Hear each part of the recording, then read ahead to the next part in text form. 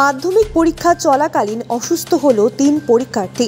আশঙ্কাজনক অবস্থায় তাদেরকে কালচিনির উত্তর লতাবাড়ি গ্রামীণ হাসপাতালে নিয়ে আসা হলো।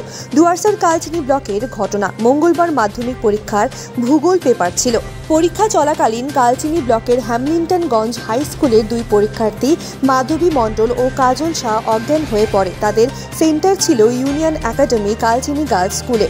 কালচিনি পুলিশ ও স্বাস্থ্যকর্মীদের সহযোগিতায় তড়িঘড়ি তাদেরকে উদ্ধার করে কালচিনি উত্তর লতাবাড়ি গ্রামীণ হাসপাতালে নিয়ে আসা হলো।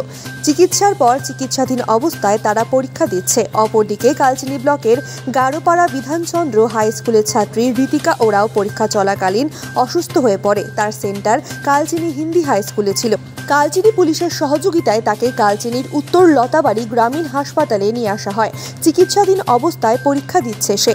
কালচিনি ব্লক স্বাস্থ্য দপ্তরের পক্ষ থেকে গ্রামীণ হাসপাতালে পরীক্ষার্থীদের জন্য বিশেষ টিম ও বেডের ব্যবস্থা করা হয়েছে বলে জানিয়েছেন কালচিনি ব্লক স্বাস্থ্য আধিকারিক ডক্টর শ্রীকান্ত মণ্ডল।